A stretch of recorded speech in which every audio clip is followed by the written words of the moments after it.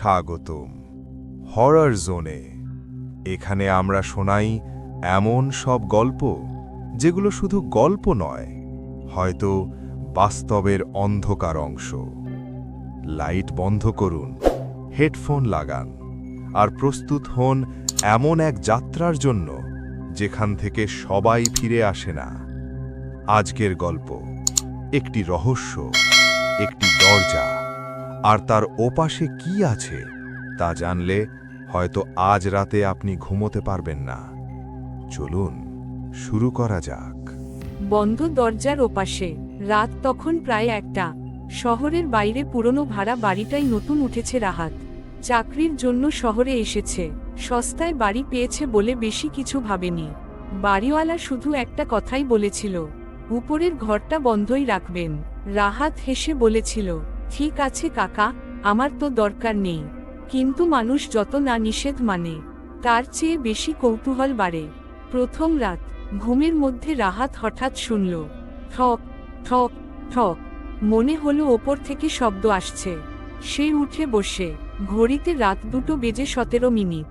আবার ঠক ঠক। মনে হলো কেউ যেন কাঠের দরজায় আঙুল দিয়ে টোকা মারছে।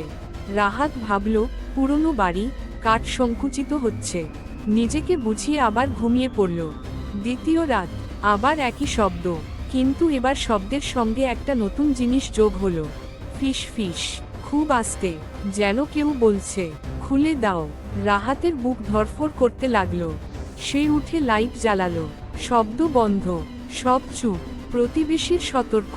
পরদিন পাশের দোকানের বৃদ্ধ তাকে জিজ্ঞেস করল, উপরের ঘর থেকে কিছু শুনছেন? রাহাত অবাক। আপনি জানেন? বৃদ্ধ চুপ করে বলল, ওই ঘর 8 বছর ধরে বন্ধ। যে খুলতে গেছে সে আর থাকেনি। রাহাত হেসে উড়িয়ে দিল। তৃতীয় রাত, সেদিন রাতে শব্দটা বদলে গেল। আর টোকা নয়, এবার যেন কেউ দরজার ওপাশ থেকে হাত বুলিয়ে ঘষছে। খড়খড় খড়খড়। তারপর পরিষ্কার একটা শব্দ, ধাম, যেন ভেতর থেকে কেউ দরজায় ধাক্কা মারল। উপরে ওঠা। রাহাত আর থাকতে পারল না। মোবাইলের ফ্ল্যাশ জ্বালিয়ে ধীরে ধীরে সিঁড়ি বেয়ে উঠল। উপরের করিডোরে বাতাস নেই, তবু জানালা কাঁপছে। শেষে সে দরজার সামনে দাঁড়ালো। দরজাটা বাইরে থেকে তালা দেওয়া, কিন্তু তালা নড়ছে নিজে নিজে। দেয়ালে লেখা, দরজার পাশে দেয়ালে আঁচড় কাটা দাগ। আলো ফেলতেই দেখা গেল লেখা, ওরা আমাকে বন্ধ করেছে। রাহাতের গলা শুকিয়ে গেল। তালা খোলা। হঠাৎ তালাটা নিজে থেকেই খুলে পড়ল। টিং। দরজা একটু ফাঁক হলো। ভেতর থেকে ঠান্ডা বাতাস এল। আর সেই গন্ধ, পচা, অনেক পুরনো কিছু। ভেতরের দৃশ্য, ঘরটা ফাঁকা, কোনো আসবাব নেই।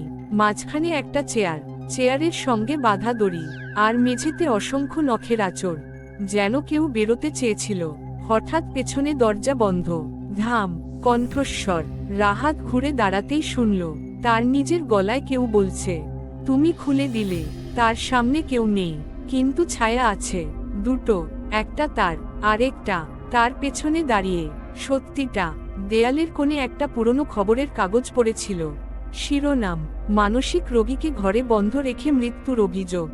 রাহাত পড়তে লাগল, এই বাড়ির আগের মালিক তার ছেলেকে এই ঘরে আটকে রেখেছিল।